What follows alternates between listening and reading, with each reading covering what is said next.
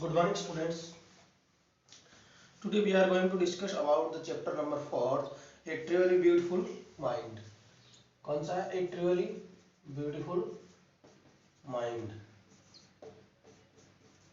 A Truly Beautiful Mind. एक वास्तविक सुंदर मन. माइंड यानी मन या दिमाग कह सकते हैं. इसके बारे में हमने ये पढ़ा था कि ये अल्बर्ट आइंस्टीन को लेकर के चैप्टर दिखा गया है कि उसके जीवन में वो कैसे महान बना और क्या उसके लक्षण उसको बचपन में दिख गए थे, नहीं दिखे थे. तो इसका जो पहला पैराग्राफ है वो स्टार्ट करेंगे. Number 1, Albert. पहला कह रहा है Albert Einstein was born. Albert Einstein was born. Albert Einstein was born on 14 March 1879. 1879. Albert Einstein का जन्म 14 मार्च 1879 को in the German city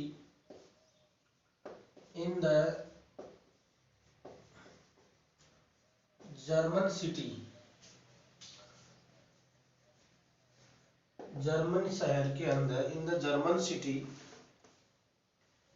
on of उलम.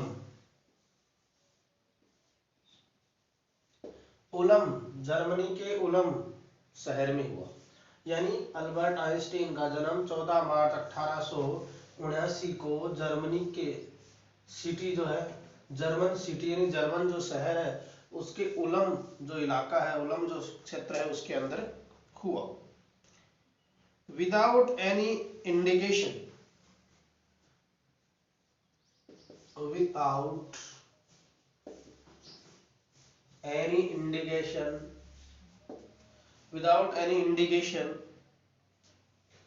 without any indication बिना किसी संकेत के, without any indication that he was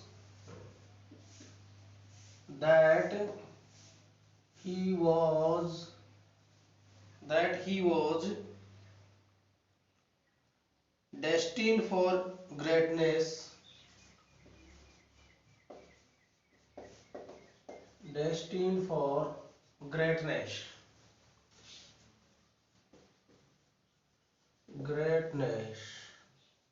कहने का मतलब क्या हुआ कि without any indication that he was an destined for a greatness, ऐसा कोई संकेत नहीं दिखाई नहीं दे रहा था कि उसमें कहीं महानता है या वो आगे चल करके कहीं महान बनने वाला है.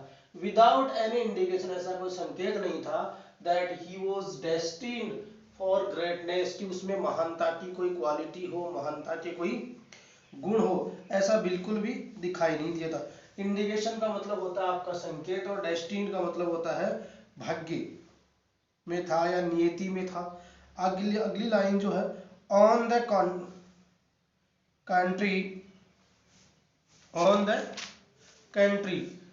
कंट्री, इसके विपरीत, on the country,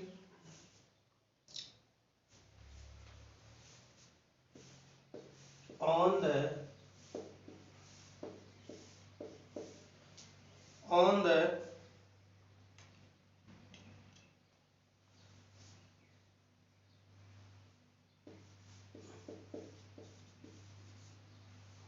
the contrary यानी इसके विपरीत, कंट्रोवर्सी होती है ना, ऑन द कॉन्ट्री इसके विपरीत, इसका मीनिंग होता है इसके विपरीत. His mother thought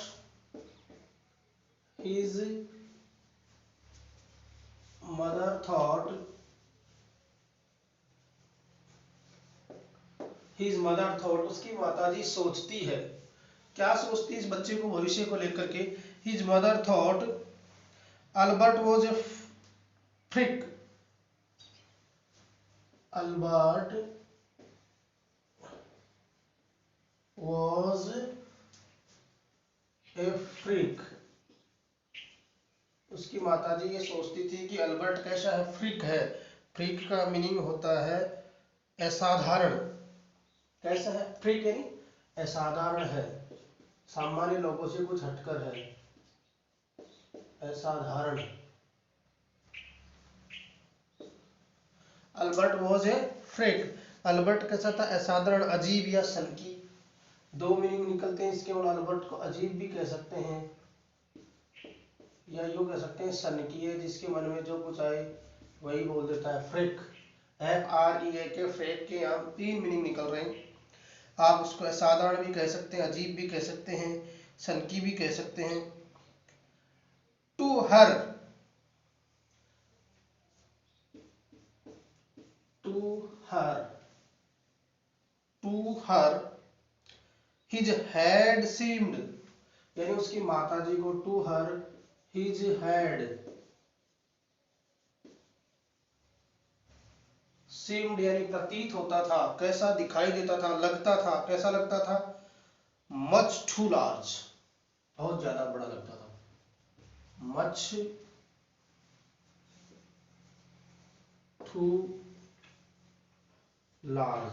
यानी उसकी मम्मी को उस अल्बर्ट आइंस्टीन का जो सिर था, हेड था, वो काफी बड़ा लगता था, जिसको देख करके साधारण बच्चों के हेड जो होते हैं उससे यूं मान लीजिए काफी बड़ा था, अजीब सा लगता था, जिससे उसकी शक्ल वगैरह, सिर है वो उसका काफी बड़ा था। At the age of 2.5, second para start हो जाता है, at the age of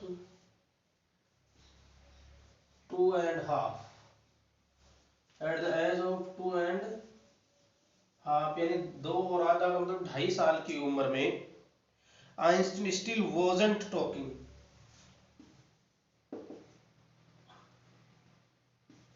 Einstein Einstein Einstein still wasn't, still wasn't talking, still wasn't talking यानी 2.5 साल की उम्र में उन्होंने बोलना शुरू किया। ऑब्वियसली सामान्यतः जो बच्चे होते हैं वो 12 महीने से 18 महीने के बीच बोलना सीख जाते हैं। According to the psychological process, कि जो एक शुद्ध और स्वस्थ बालक होता है वो 2 साल से पहले पहले, मतलब 1 साल और 6 महीने का, जब 18 महीने का होता है तो वो कंप्लीटली बहुत करने लग जाता है, समझने लगता है। यहाँ तो 1 साल का डिफरेंस था। और ये कहा जाता है कि जो जितनी लेट बोलता है वो मानसिक रूप से उतना ही कमजोर होता है। तो उसकी माताजी को चिंता था। When he finally did not learn to speak, when फिर भी वो सी नहीं सीखा, when he finally did not learn to speak,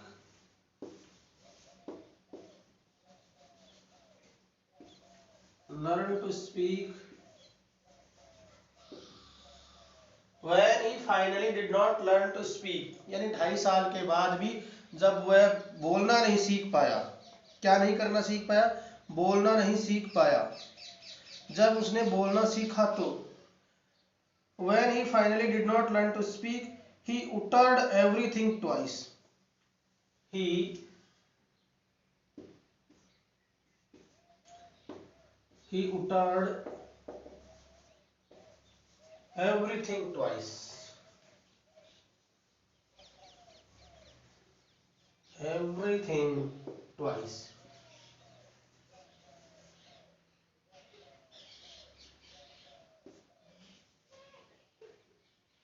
और जब भी वह बोलता था he uttered everything in twice, तो हर बात को वो रिपीट करता था, 2 बार बोलता था, uttered twice यानी 2 बार बोलता था।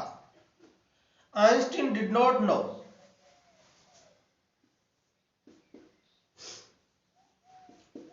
Einstein did not no, Einstein इस बात को नहीं जानता था। Einstein did not no what to do,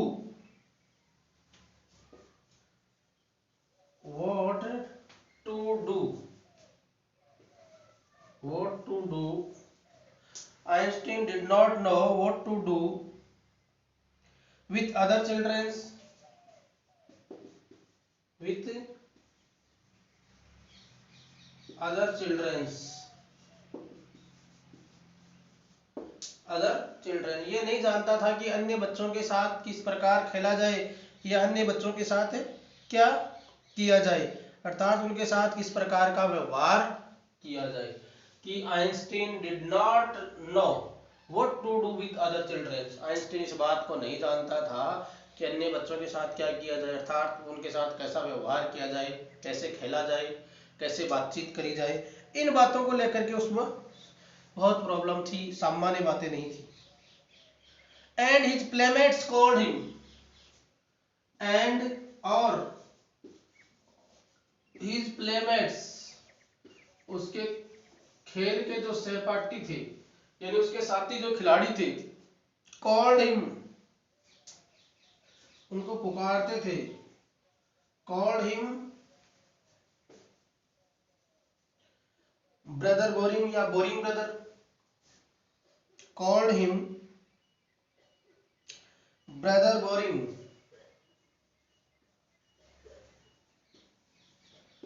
brother boring,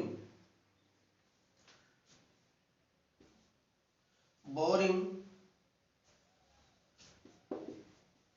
आलसी कह करके, बोर करने वाला कह करके उसको पुकारते थे। क्या पुकारते थे?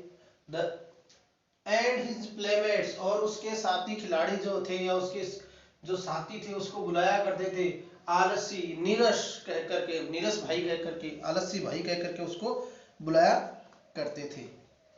And so the younger,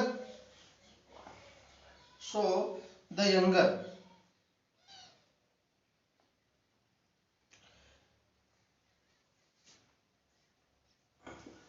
so the younger, so the younger,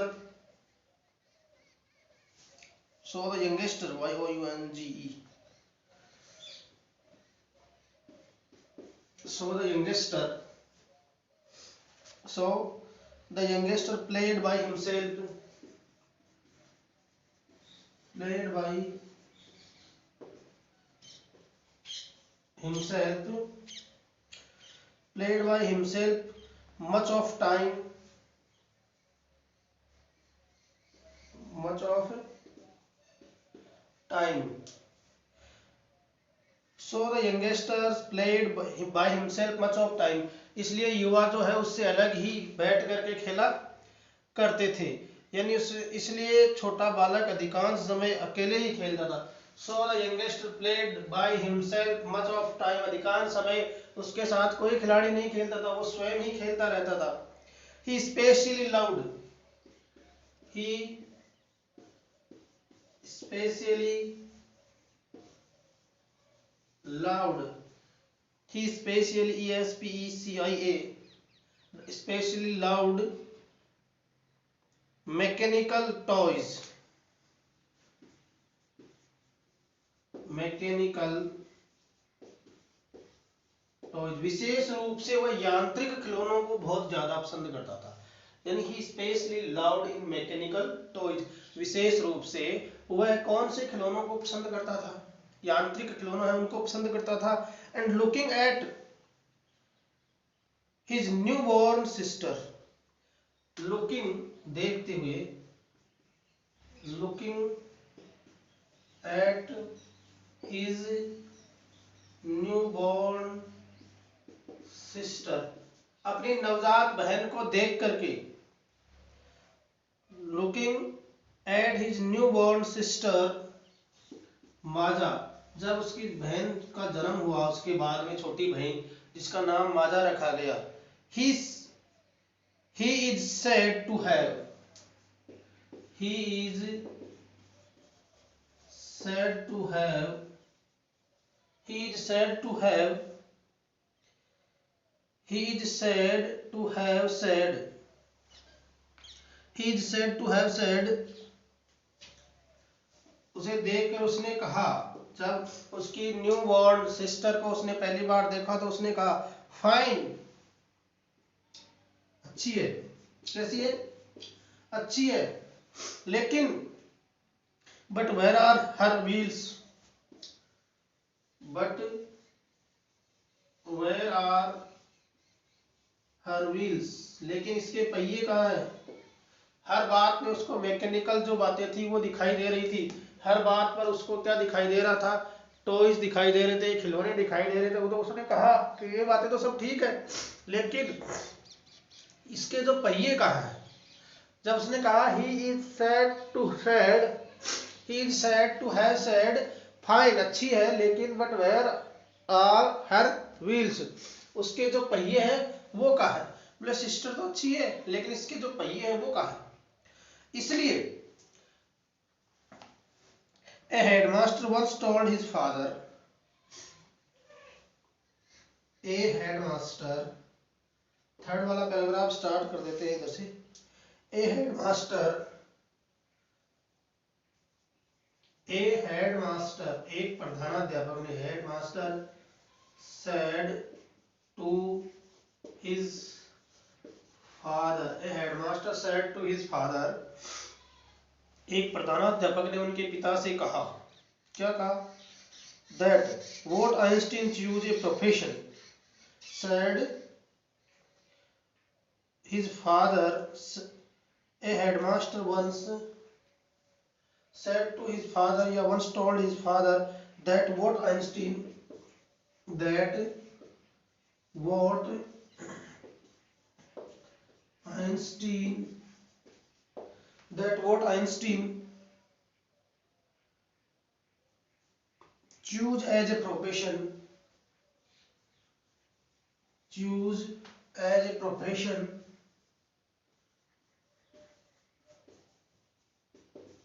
choose as a profession wouldn't matter, wouldn't matter, wouldn't matter, because क्योंकि, because he will never make a success, he will never make a success, he will never make a success at anything, at anything, at anything, at anything, he will never success at anything।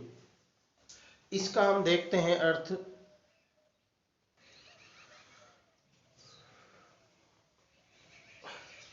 देखो इससे थोड़ा आगे देखते हैं। सबसे पहले Einstein began learning,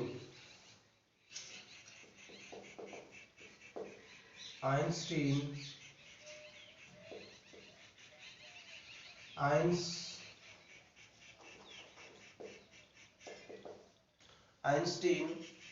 began to learning,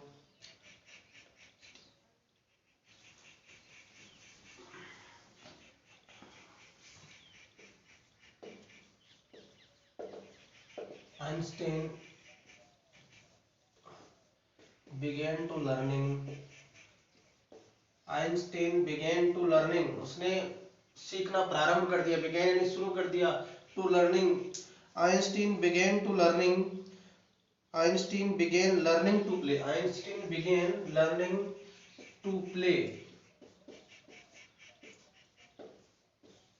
violin, क्या बजाना उन्होंने प्रारंभ कर दिया? Violin at the age of 6, 6 साल की उम्र में, एट द एज ऑफ 6, 6 साल की उम्र में उसने वायलिन बजाना शुरू कर दिया। और क्यों किया उसने शुरू? Because his mother wanted him, because his mother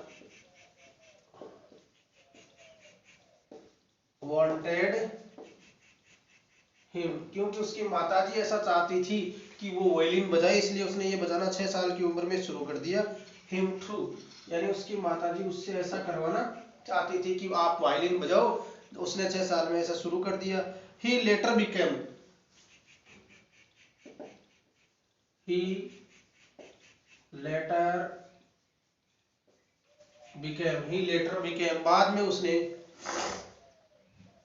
एक गिफ्टेड एमेच्योर, एक गिफ्टेड यानी प्रतिभाशाली, talented, amateur, A M E, a gifted amateur, A M A T E, A M A T E U R, amateur violinist, V I O, violinist, amateur violinist, maintaining, maintaining, maintaining this skill throughout, this skill throughout, this skill throughout his life, his life। कहने का meaning क्या हुआ, इसका मतलब ये हुआ कि ये जो वैल्यू थी उसकी, एमेच्योर यानी पेशेवर, जिसकी कोई मतलब पैसा नहीं था, ऐसा प्रोफेशन नहीं था, कहने का मतलब। And later he became a gifted amateur violinist, कि वो गैर पेशेवर एक बहुत ही शानदार वायलिनिस्ट बन गया था, वायल बजाने वाला वायलिन वादक बन गया था। मेंटेनिंग दिस स्किल, और अपने इस गुण को उसने अपने आजीवन सीखा, पूरे जीवन भर उसको काम में लिया, उसको व्यवस्थित रखा, उसको मेंटेन रखा, पूरे जीवन भर उसका उपयोग किया। इस तरीके से उन्होंने ये बात जो है, Einstein began learning to play violin at the age of 6। Einstein ने 6 साल की उम्र में वायलिन बजाना सीखा, because his mother wanted to him to, क्योंकि इसकी अम्मा जी है, उसकी माता जी है, वो ऐसा चाहती थी। He later become a gifted amateur violinist, बाद में वो एक प्रतिभाशाली गैर पेशेवर वायलिन वादक बन गया था। मेंटेनिंग दिस स्किल, अपने इस गुण को बरकरार रखा, through his life, through out his life, अपने संपूर्ण जीवन में उसने वायलिन को बजाना एक शौकिया के तौर पर उसको याद रखा। But Albert Einstein was not a bad प्यूपिल, ये हम देखेंगे नेक्स्ट क्लास में। उससे पहले हमने ये जो 3 पैराग्राफ्स कंप्लीट करे, 3 पैरा, उसके हम कुछ मीनिंग्स हैं वो देख लेते हैं। तो सबसे पहले हम मीनिंग स्टार्ट कर लेते हैं जहां से हमने स्टार्ट किया था पढ़ना, जैसे इंडिकेशन, इंडिकेशन, और इंडिकेशन का मतलब होता है संकेत। क्या होता है, ये आपका होमवर्क होगा। इंडिकेशन यानी होता है संकेत, इंडिकेशन का मीनिंग क्या बनेगा, संकेत। और अगली मीनिंग जो है इसके अंदर, DESTINED, डेस्टिन, DESTINED, डेस्टिन यानी नियति, डेस्टिन यानी नियति, भाग्य,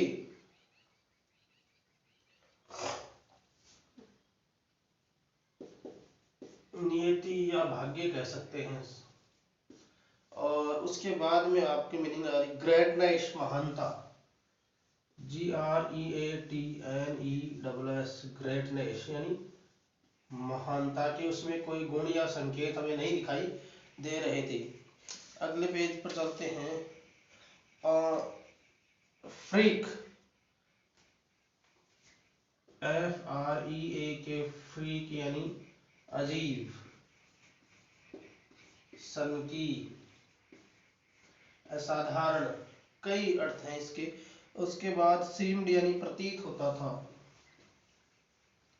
सीम्ड, सीम्ड यानी प्रतीत होता था। और अगली मीनिंग है लार्ज यानी बड़ा,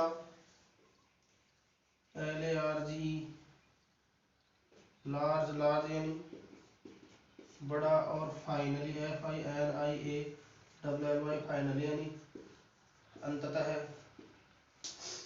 फाइनली यानी अंततः। स्पीक यानी बोला,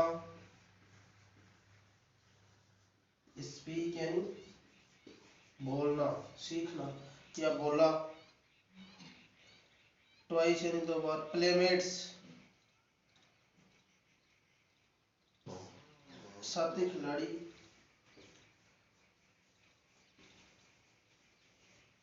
प्लेमेट्स यानी साथी खिलाड़ी।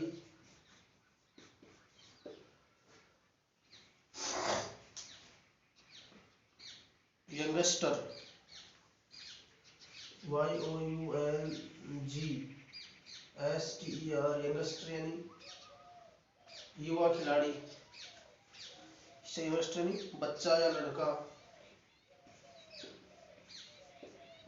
बच्चा या लड़का। बोरिंग यानी उबाऊ,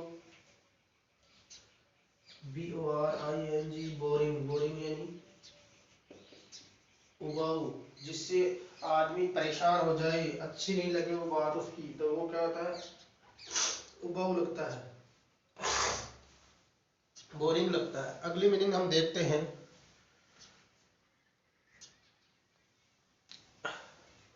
बोरिंग के बाद अगली मीनिंग इसमें आ रही है न्यू बोर्न, नवजात।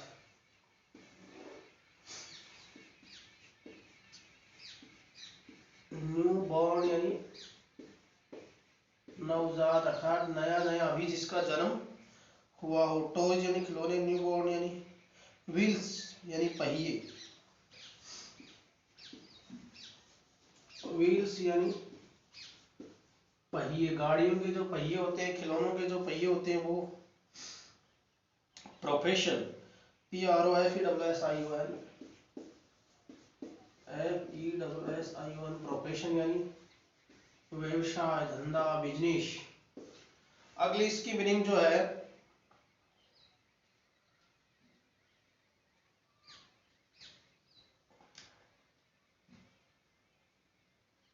सक्सेस, SUCCESS, सक्सेस यानी सफलता या सफल, सक्सेस यानी सफलता। एनीथिंग यानी कुछ भी, बिगिन इन प्ले तो हो गया। गिफ्टेड, गिफ्टेड यानी GIFTED, गिफ्टेड यानी प्रतिभाशाली।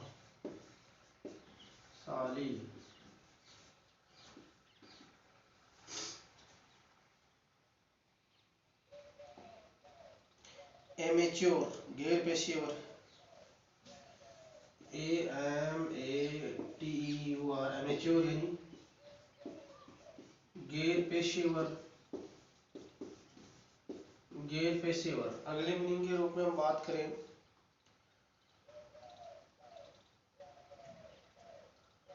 वॉयलिनिस्ट,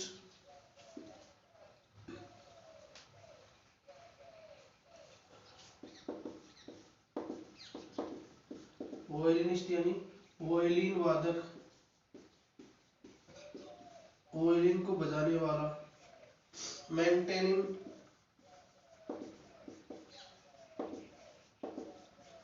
मेंटेनिंग यानी बनाए रखना, बरकरार रखना, बनाए रखते हुए,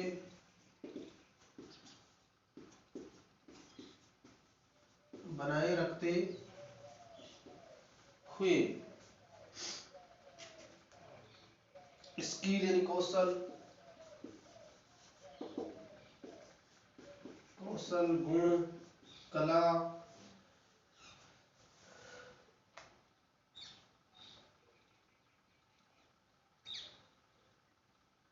ये कुछ इसके इंपॉर्टेंट मीनिंग थे। जैसे इंडिकेशन यानी होता है संकेत करना किसी चीज की तरफ। डेस्टिन यानी भाग्य, नियति। ग्रेटनेस महानता। फ्रेक अजीब सनकी। सेम्ड प्रतीत होना, लगना, महसूस होना। लार्ज यानी बड़ा। फाइनली यानी अंततः और अंतिम रूप से। स्पीक यानी बोलना, सामान्य सा वर्ड है। प्लेमेट्स यानी खिलाड़ी जो साथ खेलते हैं। और यंगस्टर्स यानी बच्चा या लड़का। बोरिंग यानी उबाऊ। न्यू बॉर्न बेबी नवजात शिशु, व्हील्स यानी पहिए, प्रोफेशन यानी व्यवसाय, सक्सेस यानी सफलता, गिफ्टेड यानी प्रतिभाशाली, और एमेच्योर यानी गैर पेशेवर यानी जिसका ये कोई बिजनेस नहीं हो, पैसा नहीं हो, वोइनलिस्ट यानी वायलिन वादक, मेंटेनिंग यानी बनाए रखते हुए, और स्किल यानी कौशल या कला। ये इसके कुछ इंपॉर्टेंट मीनिंग थे जो आपको अपने होमवर्क के रूप में करने होंगे आज की इस क्लास में। Thank you very much.